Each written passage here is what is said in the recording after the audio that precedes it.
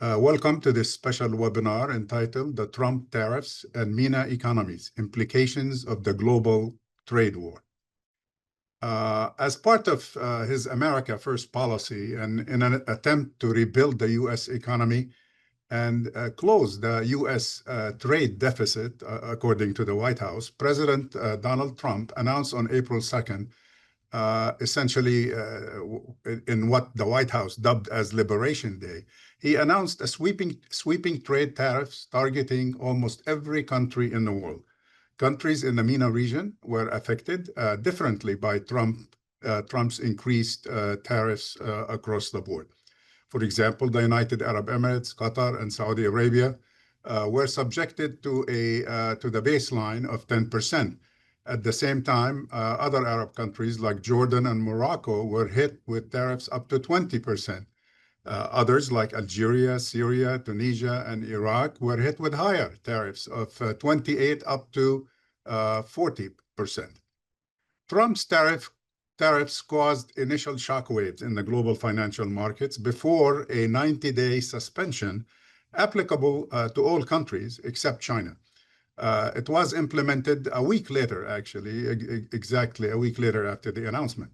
However, Trump's recent statements indicate that the pause will likely be temporary. The MENA region has already been impacted through a drop in oil prices and increases in production levels, economic uncertainty, dampened growth, and a slowdown in investments and economic diversification, which might also lead to spending cuts and increased taxation.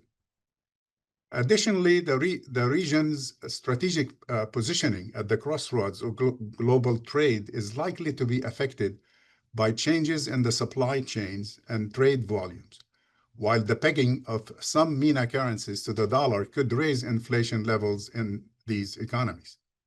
Arab Center Washington, D.C. is very pleased to convene this panel of experts to discuss the details of Trump's tariffs policies and ensuing global trade war and their impacts on the economic, political, and geostrategic developments in the Middle East and North Africa, known as the MENA region. Questions that we will be focusing on today include what formula was used to calculate the tariff rates for the Arab countries, what are the short and long-term implications of these tariffs on different countries in the MENA region, in light also of King Abdullah's visit to Washington this week. What role do trade agreements play between the U.S. and Arab countries like Jordan, for example? How do tariffs impact countries under U.S. sanctions like Syria? How would oil producers and oil-dependent economies react to these tariffs? What products are exempt from the new tariffs, and how would that affect the markets? How would the 17% rate imposed on Israel, for example, impact U.S.-Israeli relations and the Palestinians living under Israeli occupation?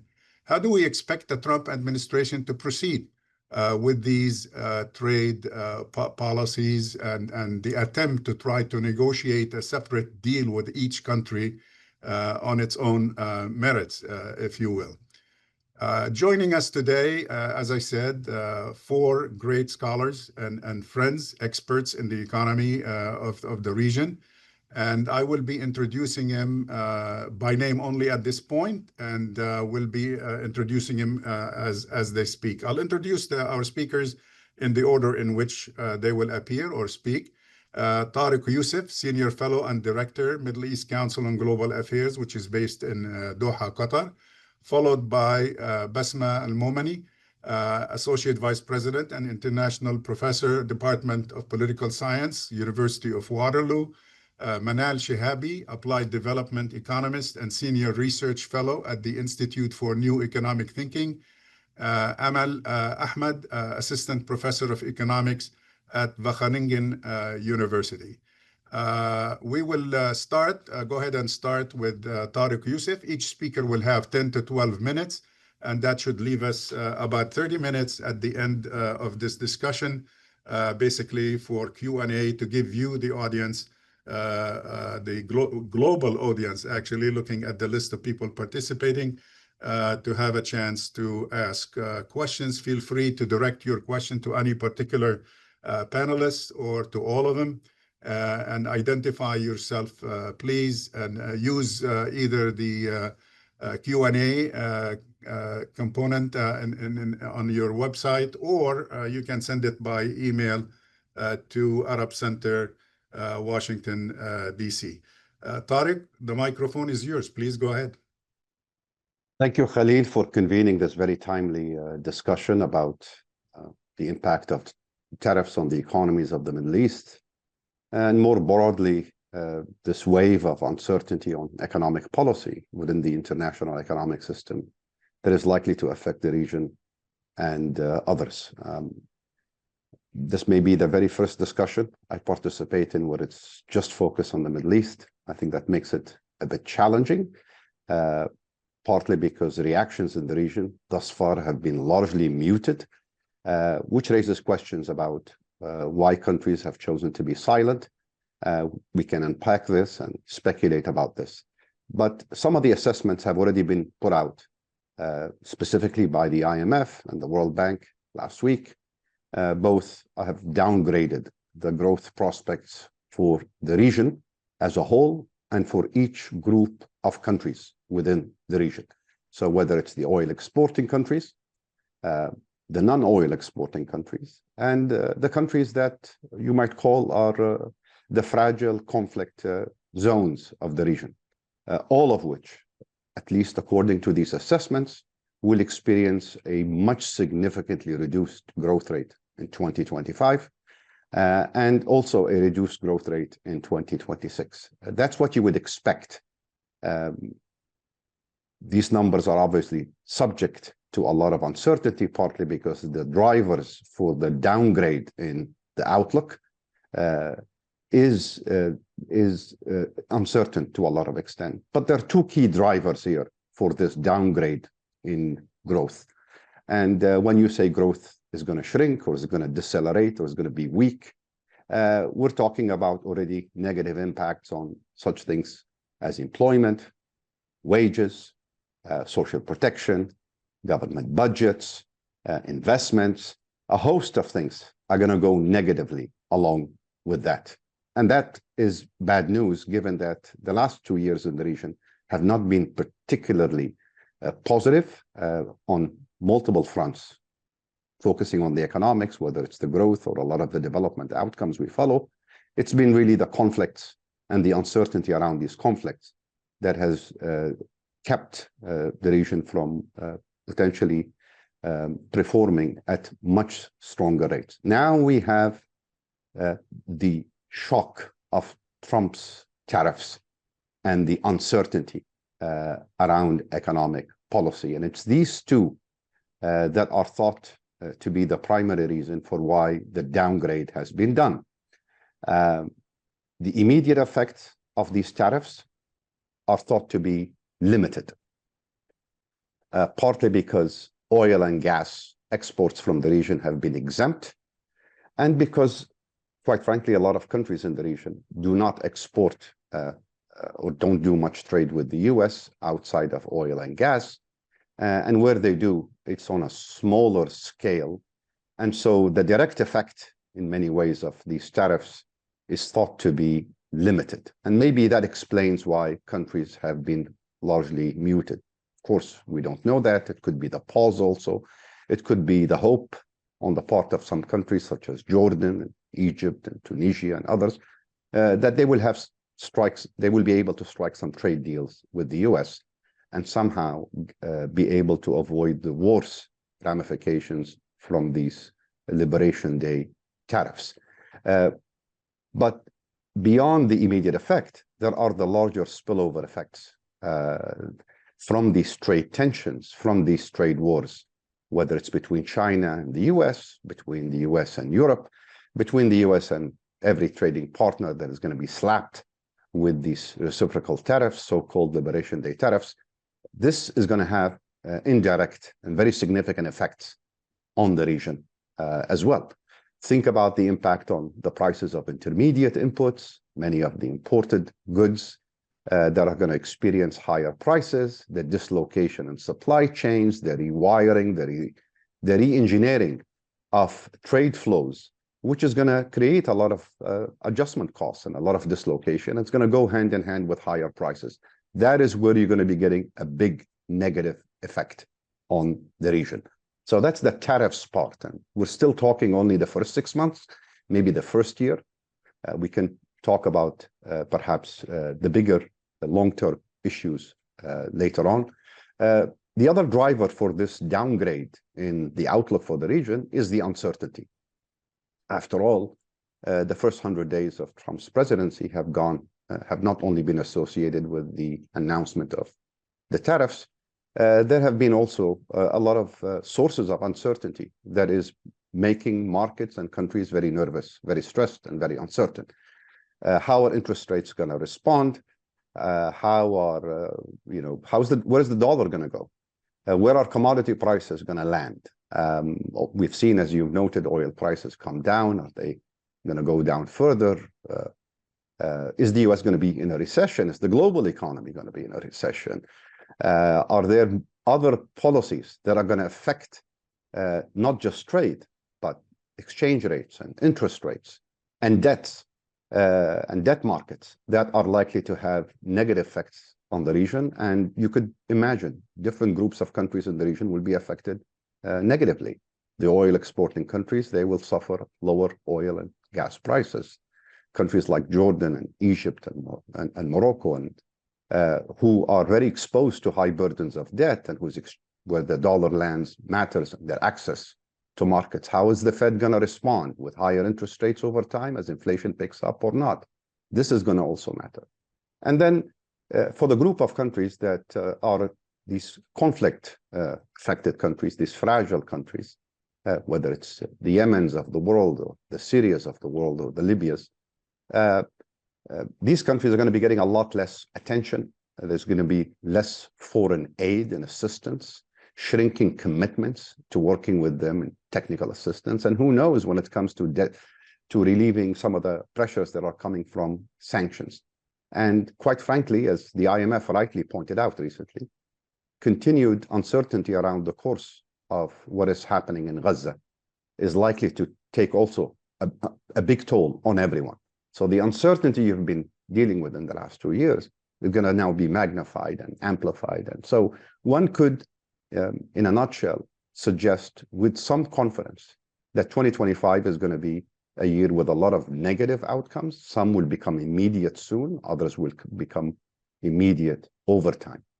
Beyond this year, and remember the Trump presidency is only in its first 100 days, and there could be a lot more dislocation and more shocks that will be emanating out of the White House. We're talking about a moment now where the very future of the international economic system is on the table. For a few years, we've been quite preoccupied with the rules-based order or what's left of it, and the fragmentation we've seen, the dislocation and the return of double standards and etc. Now we're seeing the international economic system begin to unravel. And so if you happen to be somebody who subscribes to a belief that we were moving in a multipolar world, now you have to believe that that multipolar world is going to have not just geopolitical segmentation and fragmentation within it, it's going to have also economic segmentation and fragmentation. A number of discussions I've been exposed to in the region recently have led one to conclude that, in fact, many countries in the region very quietly are beginning to not only imagine a world where the US is withdrawing from the region when it comes to security and political commitments and the traditional things the US provided, but where the US is essentially withdrawing also economically. And hence the future is going to be more and more about the Middle East and Asia. China's emerge as a much more important partner in the coming period, and Asia by and large. And more broadly, I would say, and this is what I will stop, this is not just about the US and China, or between the choice between the US and China that Middle Eastern countries face and other countries in the developing world face. Increasingly, you're hearing voices talk about a growing divide between what you might call the global North and the global South, not just politically, but also economically. Trade is going to become much more regionally focused in the North and in the South. and regional relationships and economic relationships and trade deals and trade arrangements are going to reflect both the uncertainty about geopolitical tensions, multipolarity, but also the fragmentation of the international economic system and these trade wars. This is a world, Khalil, that is much more familiar to you than to many of us here. If one is to look for a precedent that the region looked at or dealt with, one would have to go back at least to the Cold War, where countries had to take sides. Sometimes they were forced to take sides. And back then, the choice was much more about security and much more about military alliances. The Soviet Union never represented an economic rival to the West. China, however, this time around is both a political rival, a security rival potentially, and hence countries in the region and in the global South are going to be looking at this multipolarity and situating themselves within it to frame and support their interests. It's not going to be an easy ride. It's going to be a world with a lot of dislocation, a lot of uncertainty, a lot of hedging, and a lot of volatility. And unfortunately for the average citizen in the Middle East, and this is where I stop, this means further insecurity in more aspects of their lives. It's their livelihoods, it's access to water, to affordable medical care, it's bread, it's the cost of fuel. All of this, I think, is going to be creating a lot more stress for more citizens in our region than was the case just a few years ago. I'll stop here. Thank you. Thank you very much, Tariq.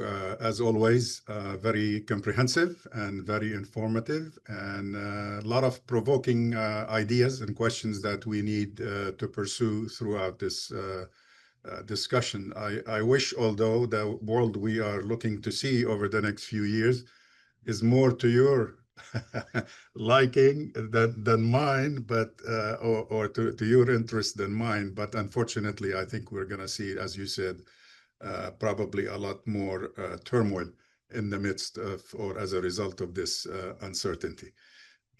Next, we have Bessma Momani, who is Associate Vice President and International Professor, Department of Political Science at University of Waterloo. And Bessma, feel free to expand a bit on the international economic organizations and situation that Tariq just began to kind of discuss.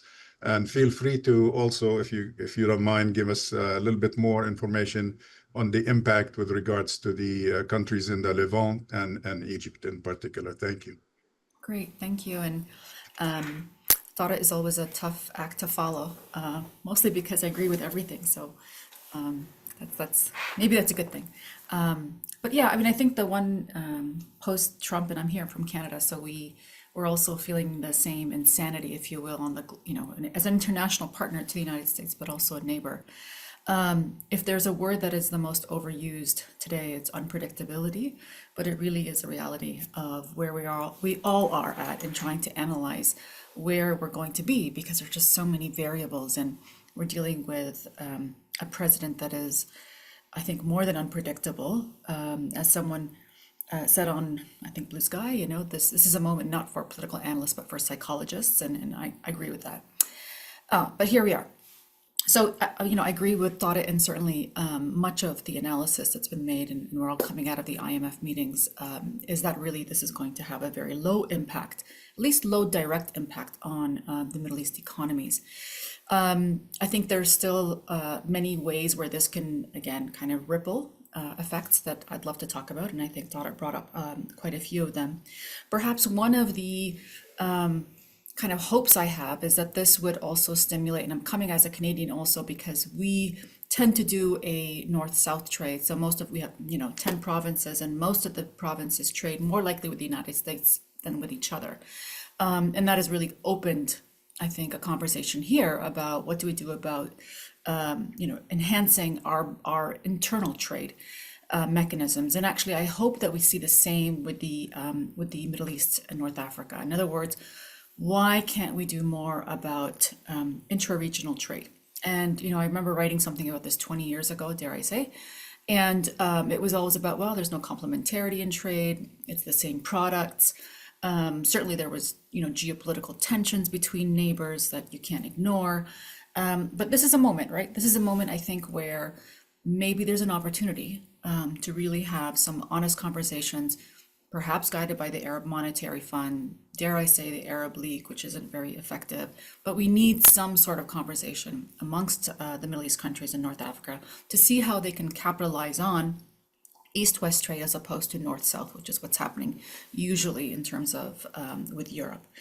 So I come from that, but here's the scenarios that I see from this.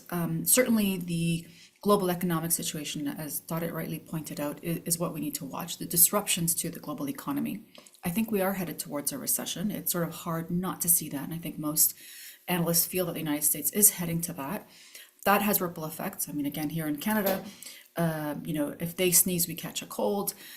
We are definitely predicting that as well. And so if there's a recession, we know one of the most important commodities in the region is oil, and that really usually leads to oil price decline.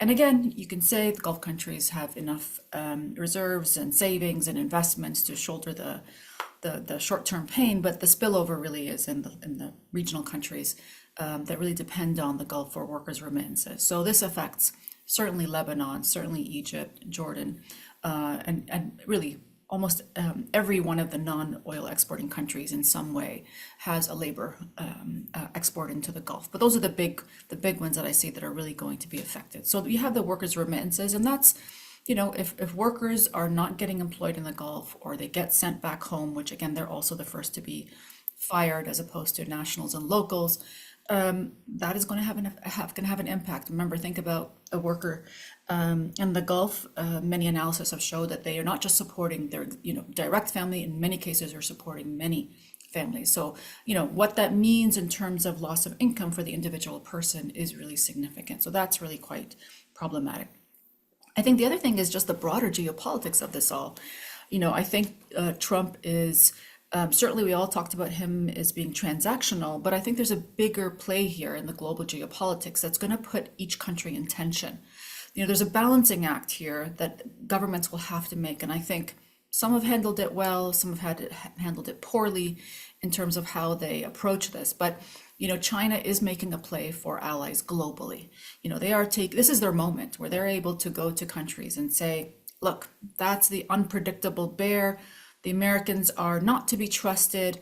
They are, and it really feeds a narrative that is not lost on a lot of Middle East countries, which is the Americans have always played this hegemonic role in the region. They do a lot of harm, particularly on the foreign policy side. This is your chance to sort of move away. So you can see where a lot of countries and governments have this really interesting balancing act they're trying to make. On the one hand, China will court them. They absolutely will court them even, and we know this from past experience, that even if they don't try to come in and say, we're going to be your military benefactor or we're going to be your military guarantee, they really want to play up the economy side. They're not interested in replacing the Americans in terms of a military structure or security structure, but they absolutely do want to displace the Americans on the economic side. And just having visited the region a few times over, I mean, just a small little thing, but BYD, the Chinese car manufacturer, is everywhere and is really slowly replacing many of the American cars and even, dare I say, European cars. So there is a play, and China is seen favorably in the Middle East as an example. I'm not a fan of this because it comes with a political model that's also attractive to them. But reality is China looks like a great example of a developing country that got out of its, third world status into being, a major export of not just cheap goods. That is a real myth that I think, still predominates in American discourse today. But truth of the matter is China is leading in artificial intelligence in a way that I think, no Western country can catch up, even though technically, if you look at it from an IP perspective, yes, the United States looks like it's dominating on artificial intelligence, but in terms of applications, in terms of, new startups, there's so many metrics, I think, to question that. My point being that on the emerging technology side, China is going to be the player. And a lot of Arab countries don't want to be left behind on that, particularly the Gulf countries, which are really adopting a lot of this technology, from trains to buildings to solar. I mean, they really, I think, are very cognizant of what the Chinese have to offer. So again, you can see where it's a very delicate balancing act with not upsetting Trump, right? So I think as we see more visits to, and we all know the pageantry works for him in some way, we're going to see more sword dances, more of the, really, pageantry of the bilateral visits to sort of stoke his ego. But I think really fundamentally behind the scenes, there's going to be a lot of more negotiation and bilateral trade with China. And I think that's a smart strategy. Do this quietly with the Chinese, because that's where actually your economic success lies. But at the same time, appease Trump with all the pageantry that you can make. I mean, again, we remember that big board that Trump displayed based on what he said was all the deals that he'd made with the Saudis. None of them came to fruition. I mean, offers are one thing, but finalized projects are another. And so, yes, there'll be lots of offers of big investment, big deals, Trump towers everywhere, but none of it will actually happen. So this is a challenge I think a lot of Arab governments face, is that balancing act. Now, where has this materialized on the ground? Certainly USAID, right? I mean, there is a lot of challenges today, particularly in the nonprofit sector, that is really kind of sad and problematic that way. And most of the USAID projects and foreign aid, I think, were of good, and some countries are really suffering. And again, that has a ripple effect, right? Because it's not just about the one nonprofit that may get less funding. Those nonprofits depend on a lot of young people who are energetic, who are change makers in their society. They're not being employed. Like, you can see the overall societal impact of that is quite unfortunate. And I think the countries here most impacted are Jordan and Egypt as the two largest aid recipients of the Americans. Lastly, and Tariq brought up the question of the dollar, which I have been absolutely fascinated with.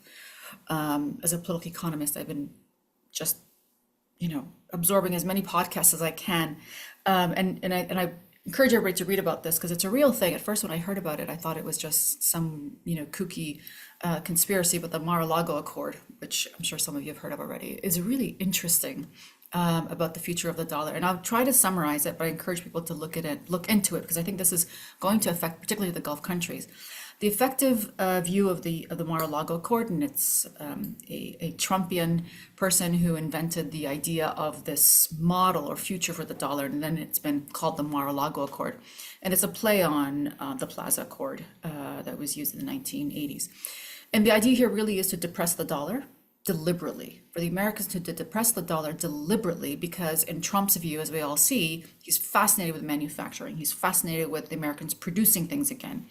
And the idea here is, the world has ripped off the Americans, the American dollar, because they've, basically, Americans had to bail the world out by having a overvalued dollar. Again, that's bizarre if you understand macroeconomics, but everything he does is bizarre. So the plan here of the Mar-a-Lago Accord and the administration is to depress the dollar, to stimulate exports. And more importantly, they see the T-bills, or the debt that that many countries have in purchasing treasury bills, as really, again, a favor to the world. And so one thing that people should know, the countries that most own these T-bills, China is certainly number one, number two, Japan from a legacy, and then the Gulf countries. And one of the things that Trump wants to do and has already pushed for is trying to negotiate with these countries to take an extension of the T-bills, so that's why treasury bills are so high right now, because of the risk of this, to extend it to like a 100-year rescheduling deal, okay? And that is unbelievable. But what does that mean? That's like for the Gulf countries. And again, I'm not saying that they were overly dependent on these treasury bills, but the break of confidence, the fear of what that means, because these are, I think, treasury bills that they kind of counted on in some way. And some of the sovereign wealth funds are invested in these T-bills, is that this is coming at the same time as most likely a post-oil reality for the Gulf countries. And it really is just fundamentally like changing the entire system. And so there's a lot of, I think, and I don't know, but I suspect a lot of unease in capitals across the Arab world, because, the dollar and the pegging of the dollar in oil exports has been a feature of the system. And if it's not going to be that way, what does that mean for all of the Gulf countries? And I'll stop there and thank you.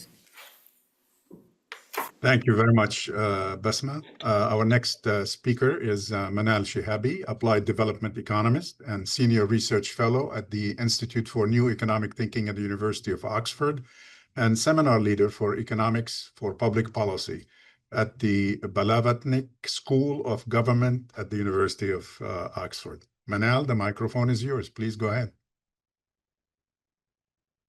Thank you so much, Khalil. It's great to be with you again and with friends, and great thanks to the Arab Center for hosting this important webinar.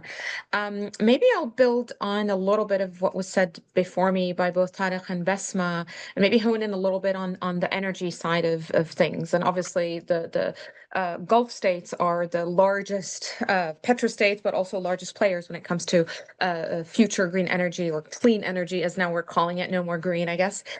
So maybe I'll kind of focus on that first, and then I want to touch upon, again, building a little bit on what was said, also what that means for some of the non-oil economies, particularly Morocco, Egypt, Jordan, that also have large ambitions in green or clean energy.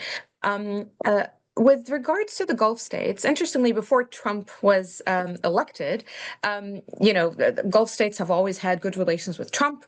There was this welcoming sentiment that he's a good friend of oil and gas, the oil and gas sector. So there was, sentiment that it'll be great for him to come back. But of course, him having come back has also, as has been said, been also with not uncertainty. It's been with a lot of uncertainty, a lot of volatility, and I agree with. I believe both Tariq and Bessma have kind of touched upon it a little bit about kind of the overall kind of view of what this means for Gulf states. But I think to kind of focus a little bit more on that, I do agree that Gulf states in the region are probably the most prepared to weather the negative impacts of the tariffs and of the trade war. But they are at the same time facing vulnerabilities, both with regards to the declining oil price, but also the overall instability that the tariffs are causing globally, but also what then this would mean for their long-term big visions and plans that they're having. So let me start with why I think they're the better or the most well prepared to weather the tariffs. In your introduction, Khalil, you did say that they were imposed by 10% of tariff, and maybe for some of the listeners, it might be helpful to explain a little bit the transmission of the tariffs to an economy. So the economy would be most hit with or most impacted directly by the tariffs if obviously the trade balance. So if a country is importing less than it's exporting to the US, so Gulf states don't have that. They've been slammed with 10%, which is quite low relative to the other the other tariffs for other countries, but also the extent to which these the exports out of a given country represent in terms of, I guess, the total exports of that exporting economy. So when we look at Gulf states, from Kuwait, we're looking Kuwait and Oman, around 1.5% to maybe 2% of their overall exports go to the US, and then all the way to UAE, which is 6% or so. So we're not looking at a big margin. We're really looking at relatively, the US is not the largest market for Gulf exports. So because of these two reasons, and then the third reason that the majority of these exports are obviously oil and gas. Oil and gas has been exempt, so that really kind of leaves Gulf states in a buffer, if you will, from the tariffs that are being imposed. Probably the ones that will be implemented more highly are steel and aluminium, and then the UAE and Bahrain are exporting that, so they will be more affected by it. But generally, the direct effects are fairly low. In addition to that, Gulf states have very large sovereign wealth funds, so their funds are very big. We don't really know the estimates of that, but it's estimated around 30 to 40% of the global sovereign wealth funds are held by Gulf states. Probably the largest Qatar, the UAE, and Saudi Arabia, Kuwait, of course, as well. But then also, of course, they still have large oil and gas reserves, so that gives them a bit of a buffer. And then finally, I think the fact that they have good relations with the U.S. administration.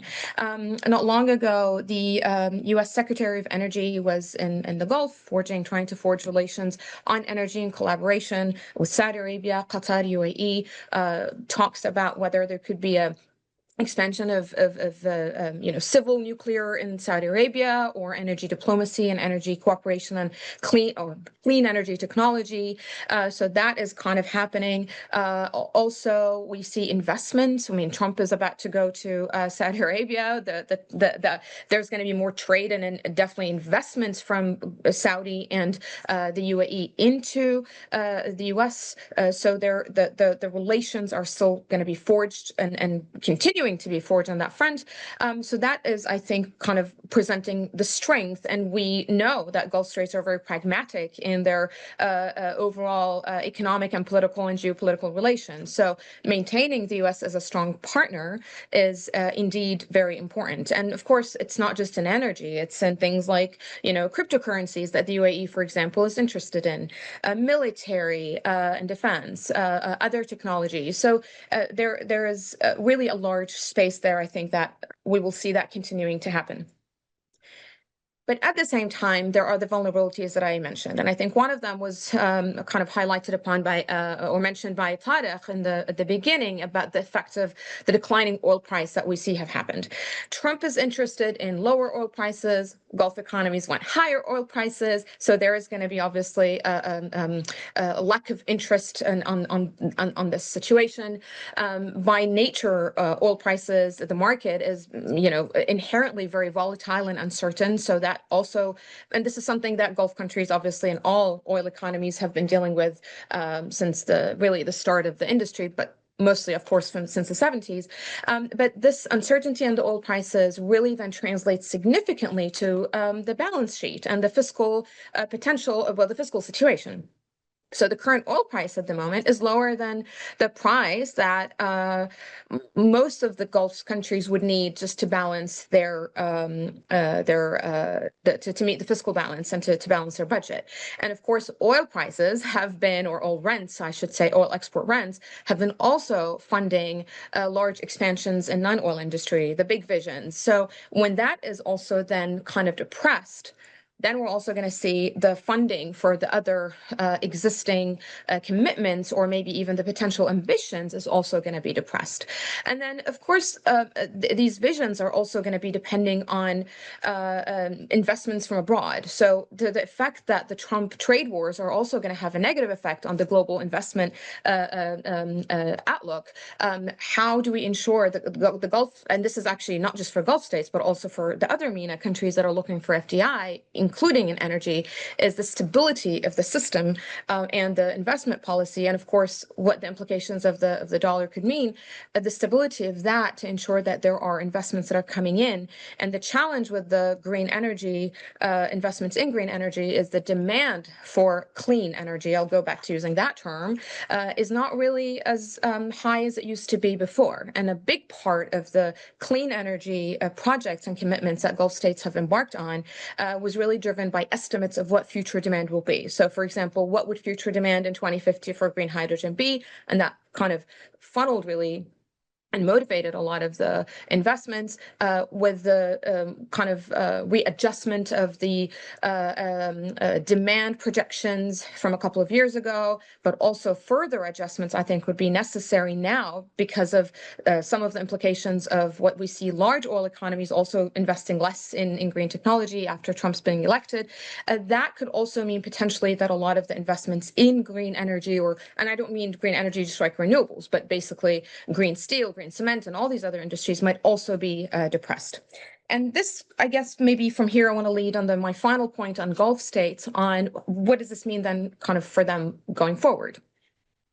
I think I did mention Gulf states obviously have a very pragmatic attitude in their politics and economic policies, and they're continuing to forge strong ties with the U.S.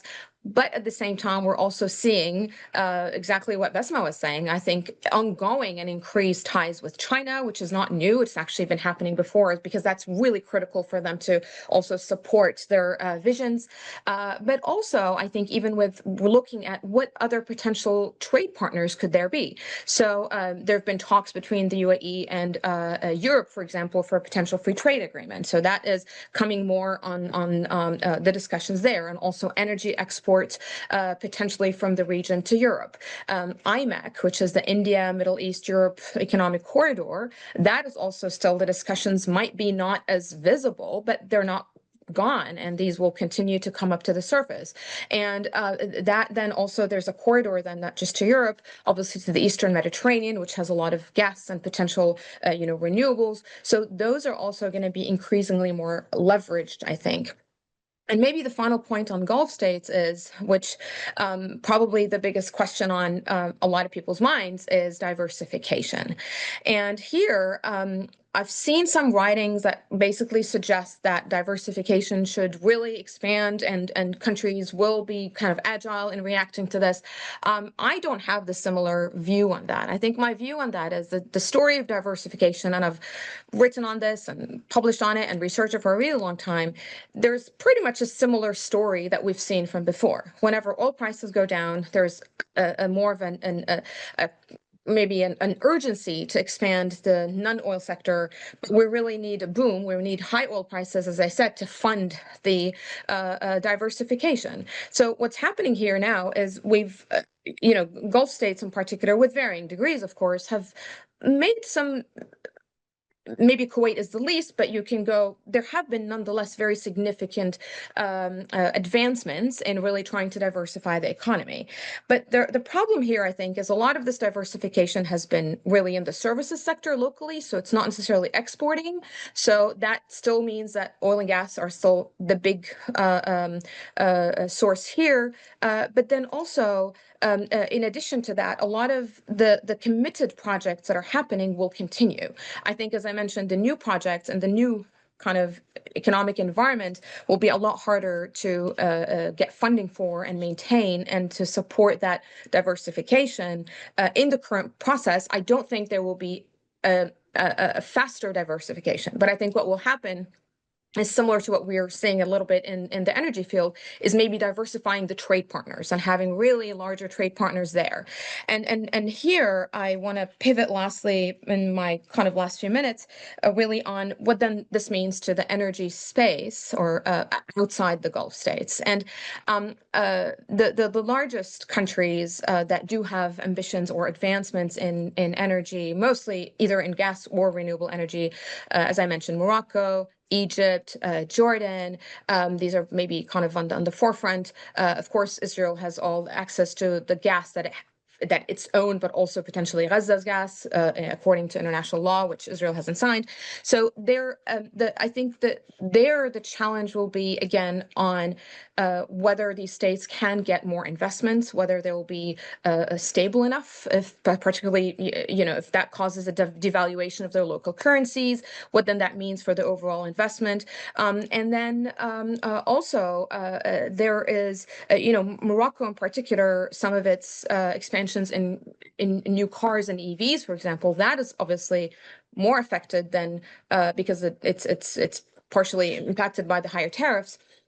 But then again, the view here, or the policy will be, let's look for other trade partners because they will be affected. The indirect effects, I think both Bessma and Tarik might have mentioned that this is going to be probably very, very large as well. If there's going to be indirect effect going from cost of intermediates becoming higher, because that will still be higher than any savings that the oil importing economies will gain from a reduced oil price. And finally, my final point here is there have been, and this maybe kind of piggybacks a bit on something Bessma said about the collaboration among countries.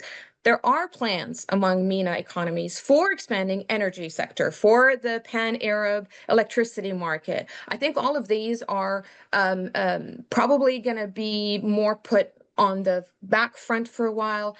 That said, they're probably the most critical for the region really to kind of advance, achieve economies of scale, but also really bolster its geo-economic and political and labor dimensions and labor relations at all fronts. And on that point, I'll bring it back to Khalil. Thanks a lot. Thank you, Manal. Appreciate it.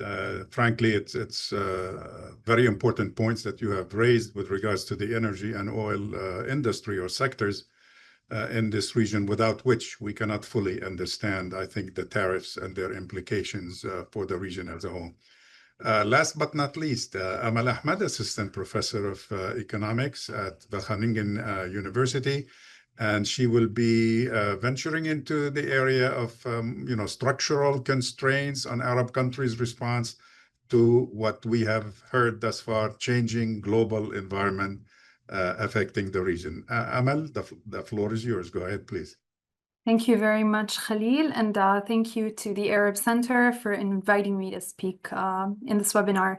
What I want to do today briefly is to just take a little bit of a step back and talk about the global political economy that we're witnessing with these tariffs and how this relates to where the Arab countries stand. And in particular, Khalil, as you just mentioned, I'd like to talk a little bit about the structural weaknesses that constrain many Arab countries in terms of how they can respond to tariffs or other changes that may be coming up in the future to their own strategic benefit. And I mean respond in ways that go beyond simply trying to ally with one hegemon over another. So in terms of this, step back, we can start briefly with the United States, where tariffs are essentially the outcome of the US facing competitive manufacturing loss over the past couple of decades, except perhaps in arms and defense manufacturing industries, which over a prolonged period of time has caused the large trade deficits that Trump keeps referencing.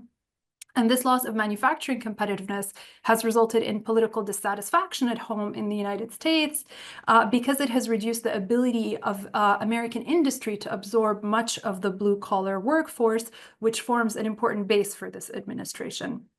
Now, couple this with the need to finance continued tax cuts on the wealthy, another very important political client faction for the ruling party, then you have tariffs, which were envisioned perhaps as an easy way to get at both of these problems simultaneously, of manufacturing jobs and financing tax cuts.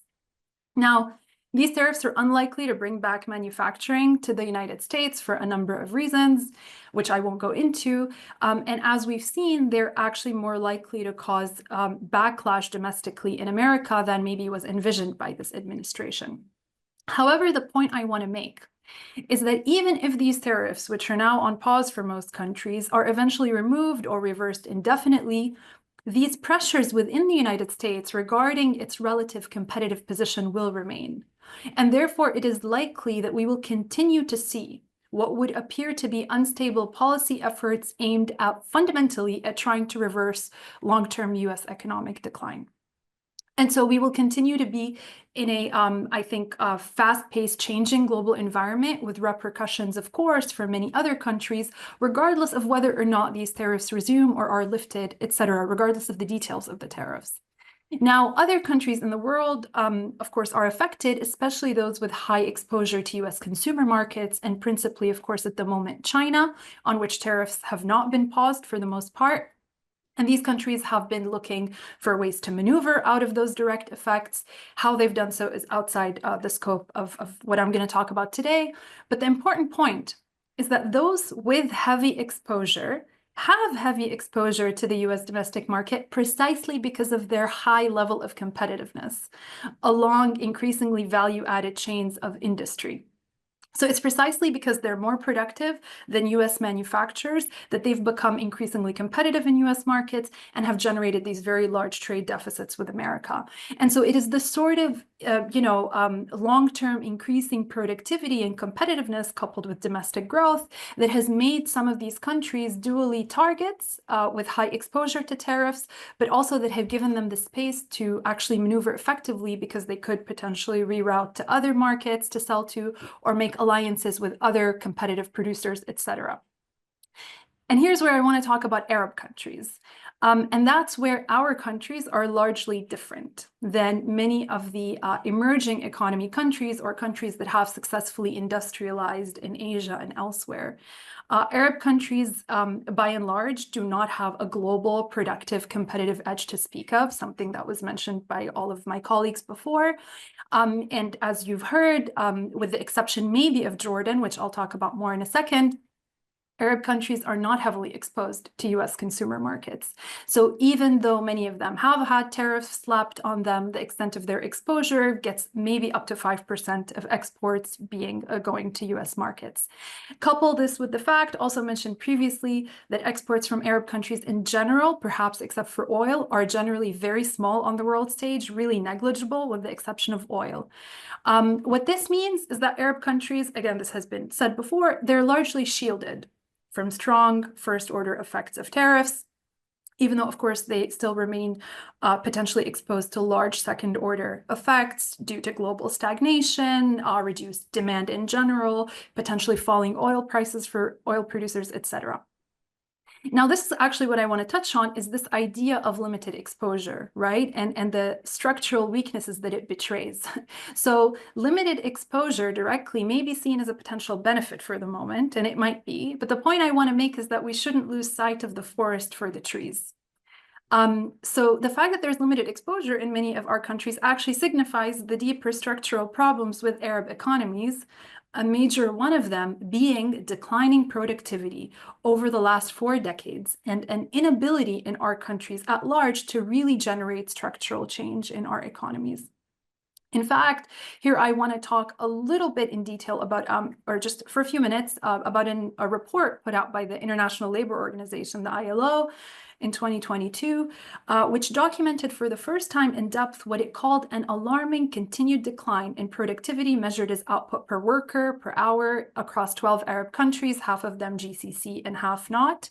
And so the report, what it shows is whereas other emerging market regions, including India, other parts of Asia, China, and Latin America, their productivity has been rising, whether fast or slow, and their incomes per capita have also been rising, maybe sometimes stagnant. In Arab countries, our region has almost to an exception witnessed sustained productivity declines over 40 long years. And even Jordan, which was mentioned before, I think by Bessma, which is the most manufacturing intensive country in the region with about 20% of its output being derived from manufacturing, has actually also had declining productivity over the time. And in fact, the fact that it is producing and has strong exposure relative to other countries to the US market is not due to an organic competitive edge and higher capitalist productivity, as you would see with other economies. It's actually in part politically manufactured by the US, which has introduced these industrial zones and then free trade agreements with Jordan that specify that Jordanian products can come into the US tax-free if there's collaboration with Israel in manufacturing these products, or collaboration with the Israelis in determining what's called rules of origin for a free trade agreement. So there's been explicit expression by the Americans that this is part of a broader political normalization process, as opposed to what we would think of as natural economic competitiveness in the global arena. And even oil-rich countries, that report shows that despite them taking significant steps, like Manal said, to diversify away from oil income, they've not been able to translate oil wealth into improving labor productivity gains. Wealth has translated in the Gulf countries into greater employment numbers, but actually with steadily declining output per worker in the Gulf. So what does this all mean for the current context that we're talking about? Well, we have a region which over the past 4 decades has witnessed sustained declines in productivity, including manufacturing productivity, and decline or stagnation in income per capita, and where any growth or addition to the output has been largely divorced from productivity improvements. Now, this is a problem on its own because we know from development economics that productivity growth is the surest way of generating sustainable development and growth in a country. In the context of tariffs, what it means is that even though right now limited direct exposure may be shielding Arab countries from some of the worst effects of these tariffs if they are to resume, these countries remain structurally very weak in a changing world system. And this also constrains them in being able to maneuver within a space to seize on potential opportunities in this changing world system. Again, aside from just being more allied with this rising hegemon versus another. Now, there are questions, for example, that we can think about. Can our countries diversify further, capture higher value added industries at the world stage? These are the kind of things that we would want in terms of seizing opportunities in a changing global political economy. But these kinds of real steps are very difficult when we're talking about this trend of increasing structural weakness over many decades. And that's something I think we need to confront. Very importantly, in addition to talking about some of the more short-term policy responses that may be, feasible right now at the margin. And so the point I want to make here is that Arab governments will likely, as long as these trends continue, they will likely continue to be observers and marginal players on the world stage to the detriment of Arab people. And they will continue to be at the receiving end of many of these changes and disruptions that are happening in the big picture, whether tariffs, again, or something else in the future, because we're not done with the time of disruptions, as many of my colleagues just spoke about. And the last point I want to make is that this is not just, these structural weaknesses are not just because of sustained losses of economic competitiveness and productivity over the last couple of decades. They also come from sustained erosion in political sovereign power of these countries. So what do I mean by this? I don't think many of us need convincing that Arab regimes largely do not exercise much sovereignty over their foreign policy and sometimes not even over their domestic policy. And both these weaknesses, the economic and the political, of course, reinforce each other. And the political weakness and political reliance of Arab countries can be seen in the fact that some of the most pressing challenges that they faced recently within this changing global environment, and let's say specifically from the Trump administration, has not been due to disruptions in the productive and international trade sector, which, as I and my colleagues have explained, for all purposes is very marginal on the world scale, but rather their biggest threats have come from Trump threatening to cut military support and aid handouts from the US, on which many of these countries rely for political stability, including, of course, Egypt and Jordan, but not only them, and in exchange for which these countries continue to relinquish any real sovereignty over their foreign policy, particularly vis-a-vis Israel. And so what we have at the culmination of this is decades-long erosion in economic productivity and competitiveness, in relative income standards, which have been falling in the Arab regions relative to most other regions in the world, and in political sovereign power. And these all reinforce each other, unfortunately. And we have regimes that are, for these reasons, by and large, deeply unpopular with their people, and whose base instinct, of course, are short-term survivalist. All of this has had, as we know, devastating consequences for Arab populations living under the dual hammers of economic stagnation, declining incomes per capita, and imperial political subjugation, with the people of Palestine, of course, experiencing the most brutal and horrific end of this spectrum. And now all of this with an intensely changing world political economy whose turbulences and consequences are not yet finished and not yet clear. So to wrap up, I think we should be having these discussions often. They're important questions about the structural weaknesses that have been building up for decades and decades in our countries. Questions about, we should ask, where do these structural weaknesses come from? Why have they been so deeply seated and entrenched? And what do they mean for our ability as Arab people to be situated in and to confront a changing political environment or political economy? And with that, I will stop. Thank you. Thank you, Amal. Right on time. Appreciate it. It's 11 o'clock, and we will dedicate the next 30 minutes to questions and answers from the audience.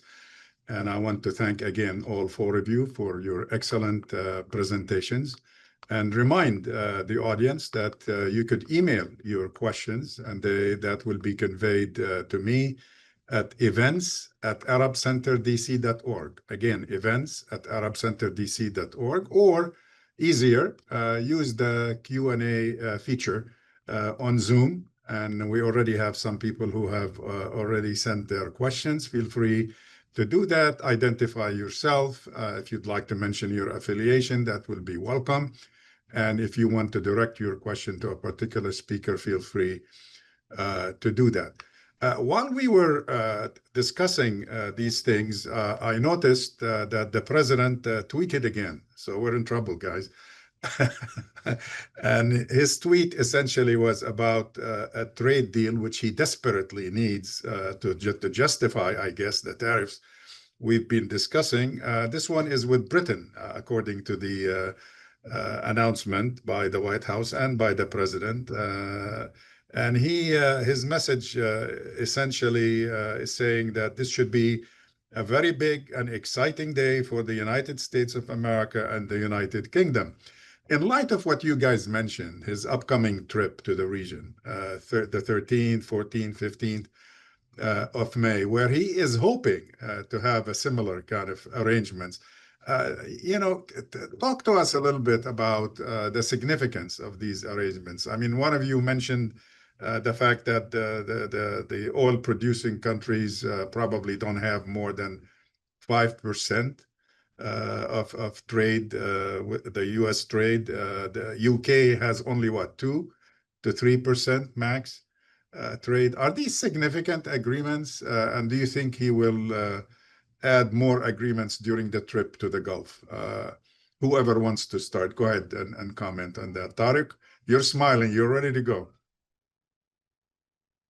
Not really, Khalil. I mean, I've really enjoyed the presentations from my colleagues and taken a lot of notes. Thank you. Excellent.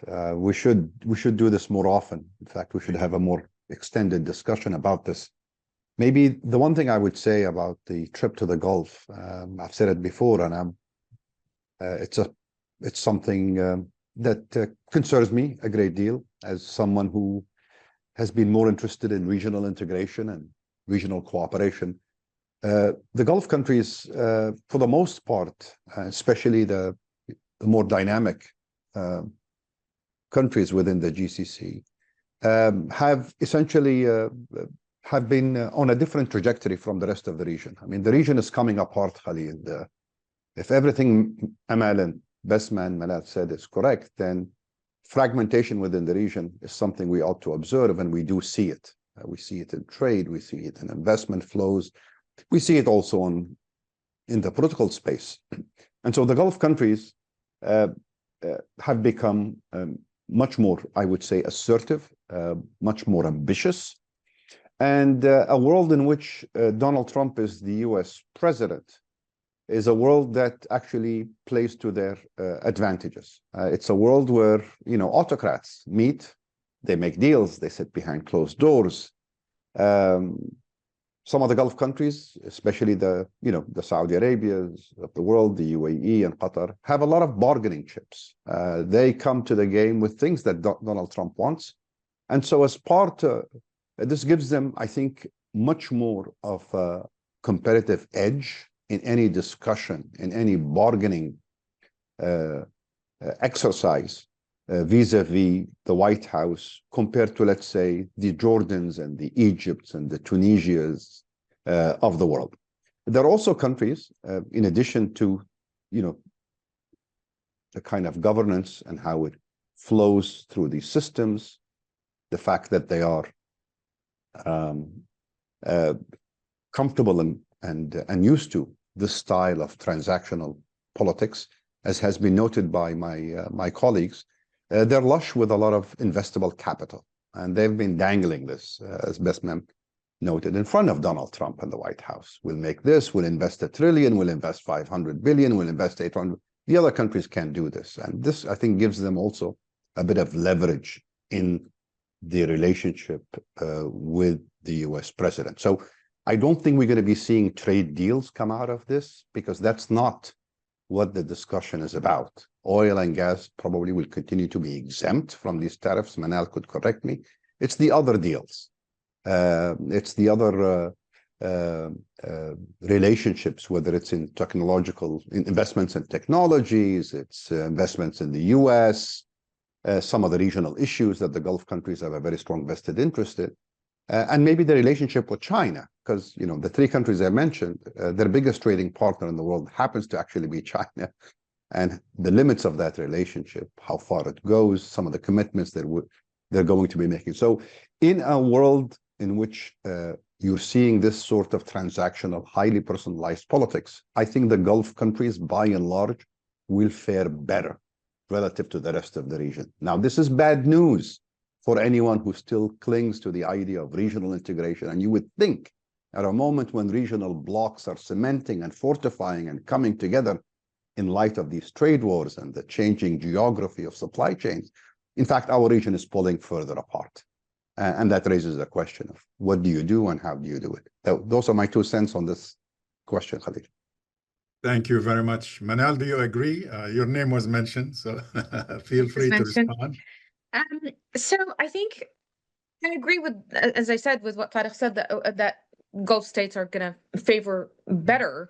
But even within Gulf states, even though they do have the GCC as the umbrella, there is still competition between them. So the UAE is very much a competitor of Saudi Arabia. A lot of and this is pre-Trump, of course, a lot of the policies that we've seen happening in Saudi Arabia to try to really become the center, trying to take advantage of what the UAE has done in the region and even Qatar and others, because each country kind of is trying to have a new comparative advantage other than oil in the region. There is competition between them, and that also in itself, it's not just Gulf versus the rest, it's even what are the dynamics intra-Gulf states. And this kind of goes back to what I said at the very end of my earlier talking points about, what, for example, on the energy front, what does this mean for further integration, right? And what do we, how can that also be, kind of expanded? And we didn't really even talk about, I agree with Tariq, we need to do this more often. We didn't even mention some of the other issues between the countries, whether it's water, whether it's, labor issues, of course, Bessma touched upon that, but what are the implications of labor policies and what we don't hear often about, but really disputes between the countries over those. We still have countries that are under sanctions in the region. We still have countries that are on the verge of basically economic decline. I mean, Amal said that the people of Palestine are at the far end 100%, and that's not just because of the effect of the occupation, but also with the withdrawal of all the U.S. aid and other UNRWA and other aid that is also could be coming to them. So, and how much of that is really under kind of being supported by the region. There is that, I agree that lack of integration is there, but maybe I'll take this moment to kind of raise 2 points. It has been said about why kind of reactions to the Trump trade wars and the tariffs has been muted. I think it also reflects trends in the region. People are less and less inclined to speak up. We know that, this is just on citizens, I think. We have increased or decreased freedom of speech increasingly, measures to kind of limit that. So I think that was reflective of that, but also from a government perspective, reflects something Amal touched upon a bit, that I don't think the bargaining power of Arab states is that strong. So that is really a reality, and they have to really, there's a line, a thread that they really have to walk by very, very tightly. And a lot of, Jordan, for example, has made advancements in lots of ways, and it needed a lot of these projects in the free free taxation zone. But at the same time, it is also vulnerable when it comes to energy, when it comes to water, and all of these. But then the political bargaining, none of the Arab states can do what the EU is doing. If you follow today, for example, the EU is thinking of suing the US for the WTO. None of the Arab states can do that.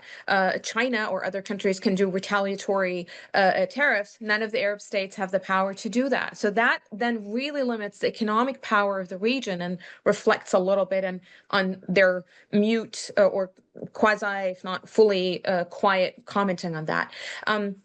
And one of the questions that I saw in the Q&A was on, it said that we all said the MENA countries were somehow shielded and the individual begs to defer.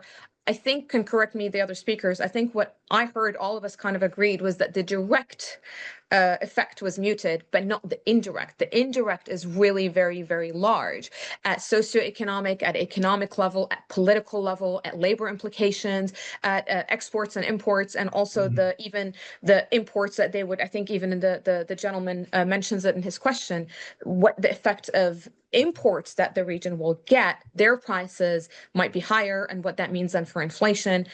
So all of these issues are not at all. The region is actually not shielded from the collective of the policies and direct and indirect effects. And the region is also the only region that in the last decade where poverty has been increasing. And this, we often don't talk about that, but the realities are really very difficult and very unstable from a socio-economic situation outside the Gulf from on that point. Thank you. Bessma or Amal, would you like to add anything quickly to that, or should we go to the next question? I just want to add that one thing about like just the last thing Manal mentioned in terms of the living standards of people in Arab countries. We often, think, okay, people in Arab countries, yes, there's a lot of poverty, but it's still better than maybe some other developing regions or low middle income regions. But what matters is the trend. The trend really matters, where we're heading versus where other regions have headed.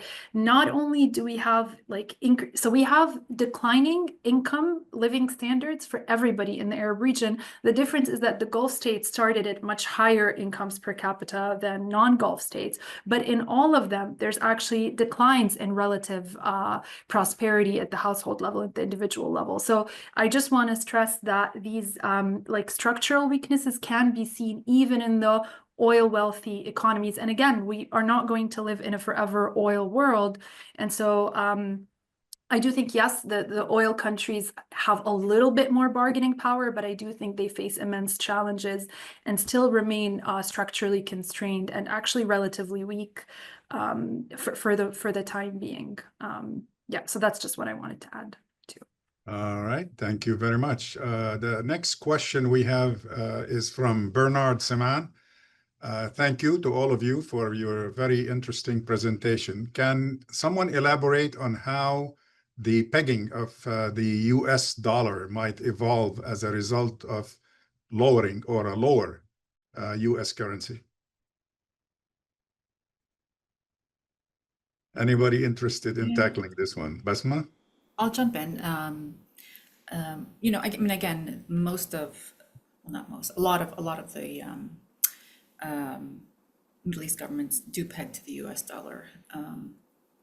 If not officially, but unofficially.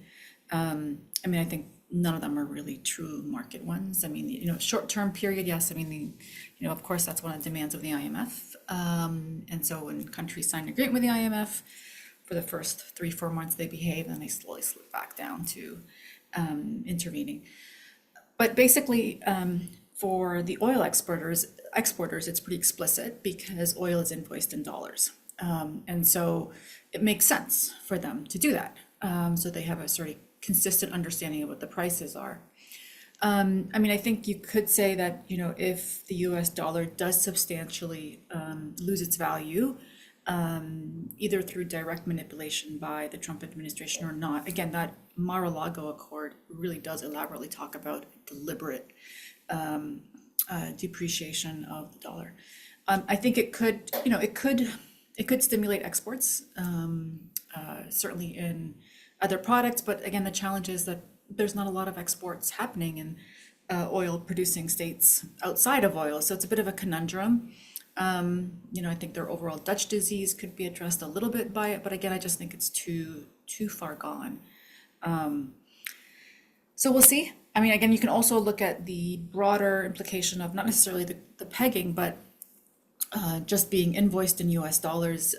If indeed the Trump administration really wants to remove that exorbitant privilege that it has as the US dollar being the dominant currency, that could have a lot of implications. And again, I mean, I'm actually, if that's what they see moving forward, it could also revolutionize the way the US has its power in the Middle East, right? I mean, there is something to be said about that. There is a hegemonic role for the US because of its dominance of the dollar.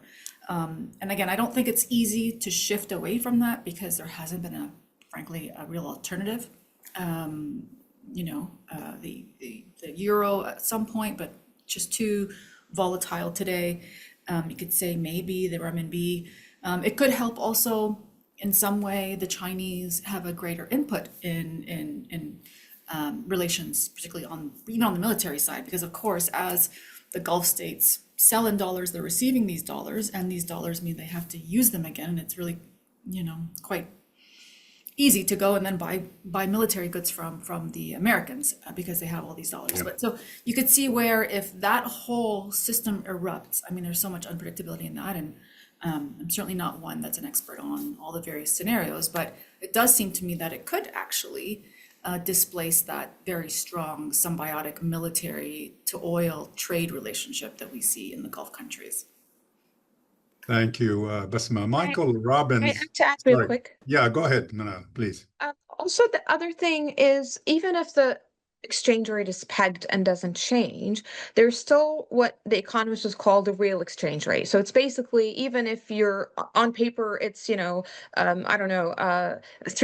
Kuwaiti dinar to the US dollar or 79 Jordanian fils to the US dollar, the purchasing power of that dinar or whatever the pound, Egyptian pound or whatever, then can change. And I think if you have a declining value of the US dollar, even in a peg, but also then you have inflationary imports that they're higher, then the value of that pegged currency is also going to go down, and its purchasing power is also going to go down. And then that means that if it goes down, imports become more expensive. It's good for exports, but the imports become expensive. We're still looking at potential inflationary effects, and this could also lead other countries to maybe think: do we kind of diversify away to a currency baskets? Do we devalue the currency? And these could have very, very bad. I mean, look at Lebanon and Egypt. The implications of that have been really bad. So I think the complexity of the currency, and let alone also maybe before that, the investments that are in US dollar,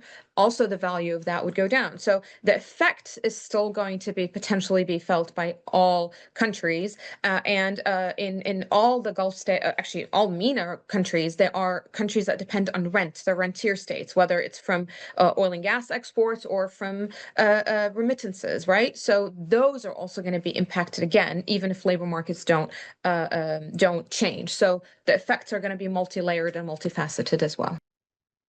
Thank you, Manal. Tarik, there's a question addressed to you from Michael Robbins. In the past, based on Arab barometer surveys, we have seen that citizens in MENA tend to blame their domestic leaders for poor economic outcomes rather than international factors such as the war in Ukraine.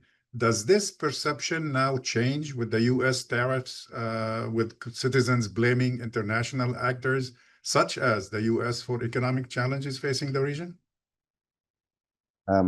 Thank you, Khalil. Michael is always asking good questions. He's actually a partner with us in the analysis of some of this data and thinking about its implications. I'd be curious as how Amal takes on this question, Khalil. I would say, from my vantage point, the tendency for citizens in the past, and in the past we mean the last 20, 25 years for which we have data, to hold their governments more responsible and accountable for deteriorating and weak economic conditions was very correct. I mean, citizens were rational in pointing the finger at who is responsible here. But it did also fit with a narrative that became dominant within the international financial institutions and in the West, that the Arab world is where it is because it is managed and run by corrupt and incompetent governments. They're the ones responsible for all the turmoil and the chaos, and certainly what is exported of it abroad. Now we're in a different situation. The global ramifications and the ripple effects of everything that's been discussed today is going to be felt by citizens. It's going to be widely discussed, shared whether it's the price of goods, access to markets, the ability to invoice, payment systems, everything. I mean, there's a lot of dislocation, and I would not be surprised if, on balance, public opinion is going to hold the external arena, external actors, specifically the US, much more responsible for the coming disruption and dislocation that everyone is starting to feel. That would be my view. It's also the case that the narrative is now no longer as persuasive or convincing. It's hard to make the case right now that the problems of the Arab world largely, or even mostly, originate in the region. If anything, the lesson from the last few years, and this is where I'm trying to get Amal into the discussion, because she's been speaking to this, and I'm going to cede the floor to her. Okay, before I cede the microphone to Amal, I just would like to mention that same impression you get also from the surveys that Arab Opinion Index have conducted, and it is shared definitely with the barometer. Amal, the microphone is yours. Please go ahead. Thank you. I agree with Tarik. I think I think Arab people in general and populations generally tend to have a pretty accurate, even if not very articulate, understanding of their conditions and who may be responsible for their conditions. And maybe we as researchers tend to underestimate that. But for our countries in particular, I've been talking a little bit about the idea of having eroded political sovereignty. Arab citizens are aware of this. So for us to say, do they blame domestic actors versus international actors, as if these two things are totally separate, implies that we believe our domestic actors are actually sovereigns and have a clear distinction from international actors, and which one do you kind of see as responsible for what.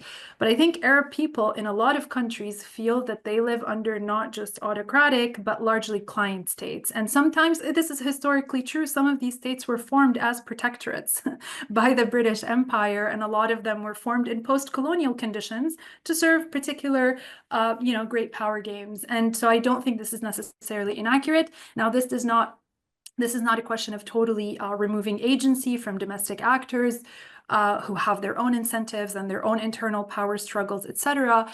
But I do think increasingly, my sense is that Arab people, blame a lot of their conditions in a direct way. Yes, the ruling powers, but they understand that these ruling powers are constrained by and even largely formed by and kept in power by people much bigger than them and parties much bigger than them, particularly the United States. And I know in some of the Arab Center's polls, Arab people are asked, what is the greatest threat to Arab people in the region? And they answer the US before even Israel. So I think this kind of reveals this sense. And yes, it definitely has been magnified over the last 2 years, and it doesn't take the tariffs for people to feel that. So yeah, that would be my impression. All right. I have another question from Mohammed Awais. Almost all of the speakers said that MENA countries tend to be somehow shielded. He begs to differ a bit, because the lack of raw materials in the MENA countries, these materials are expected to be subject to secondary tariffs by the Trump administration. And in the final analysis, the finished products, if exported to the United States, will impact their economies, correct? Anybody would like to tackle this one? I mean, just a small maybe correction. I don't think we were implying that the effects will not be significant. We were suggesting that they will be limited and not necessarily coming through the first channel through which tariffs usually operate, which is, the price of what you are exporting, or the price of the good that you're exporting to the United States is going to be hit by a tariff, and you're going to either choose to absorb that tariff or pass it on. But the secondary effects are going to be very significant. Most of these commodities, or many commodities, are now globally traded. These shifts are going to be affecting supplies and demands and benchmarking and the flows, where markets go. And it is fairly, I'd say, reasonable to suggest that over time, should these tariffs hold, that the prices of just about everything you can imagine especially that's manufactured, that is traded other than commodities, is going to be seeing any, a rise on account of an escalating trade wars and an escalating retaliatory measures. That is why there is a bit of uncertainty now, Khalil, right? Where is this going to go? Is this going to stop? Are we going to be seeing deals? Are we going to walk it back? But if this sticks, that is what we expect. And I think all of us, the speakers, largely agree on this moving forward. Great. Jeannie Silver addressed this question to Amal. When you spoke about economic structural weaknesses in the Arab countries, she's asking what can be done to improve the situation of everyday citizens in these countries. Also, what happens to the economy of the MENA region if Israel, for example, succeeds in taking over, annexing Gaza, or even parts or all of the West Bank? Will that have an economic impact? Thank you.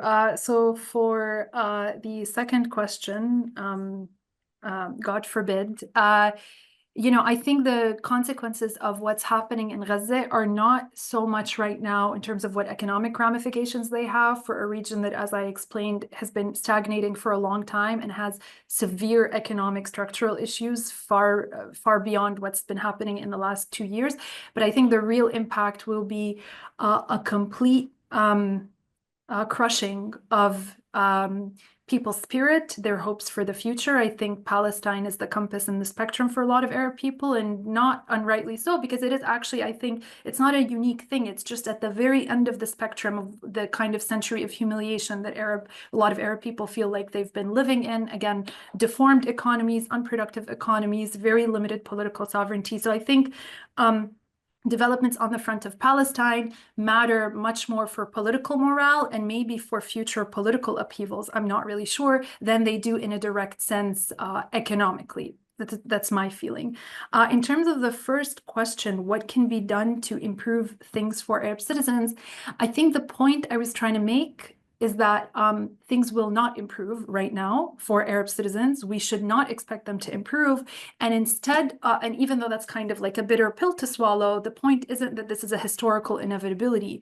But we do need to first diagnose our issues correctly, and we need to look very deep into what the structural problems are and not just look at the surface of what policy changes happening now in the world, what can we do at the margin. So I think my point is that for a future that can look more hopeful for Arab people, some of these structural weaknesses will start having to be reversed. And it's very complicated because they are political and economic at the same time, reinforcing each other. And I do think ultimately the politics and the issue of sovereignty really, really matters. And as long as our countries are politically fragmented, even more than just being economically fragmented, and lacking in true political sovereignty at the domestic and foreign policy front, I don't see much of a hope. And I think that's why, even if we're just concerned with our economies and our livelihoods, the politics of our countries really matters, because we're not going to have prospering economies if we don't have sovereign fiscal states that can decide and act based on what's best for their citizens and not based on other considerations. And even somebody in the chat kind of pointed to this. They said, okay, look, Morocco is now involved in manufacturing for for Chinese cars. Is it possible that the US can blackmail it for political, because it has political power over the Moroccan government to stop? Absolutely, it can. That's the problem. That's our problem. And so that's why that would be my answer to that question. Thank you. Let me add something yes, to Manal, that. go ahead. I fully agree with Emma's point that the structural constraints are a problem in our economies, but within the Palestinian situation in particular, obviously it's larger than that. It is the ongoing occupation that continues on. And, what the effect of that on the, tourism, for example, what's the effect of that on the economies both are very connected. More and more over the last 2 years, less and less Palestinians are unable to go work in Israel, for example. The economic conditions are really hard. So this is beyond just a structural constraint. This is really a much larger point. And I think it's important to kind of reflect on that, because obviously this is something that is very entrenched and very separate, I think, from the rest of the structural constraints that we have politically and economically in the region for obvious reasons. I would love to extend this Q&A session and in light of so many questions still that remain unanswered, but we're out of time, and unfortunately. Tarik, Bessma, Manal, Amal, thank you so much for your great, informative presentations. I'm definitely convinced that we need to have part 2 to this. I promise you that maybe we will do the next one to evaluate the next 100 days since of this administration to see whether this tariff wars or war has achieved its intended objectives or not. Ladies and gentlemen, thank you for joining us on behalf of Arab Center, Washington, D.C. Please stay plugged into our events and our activities in the future. Thank you. Bye-bye.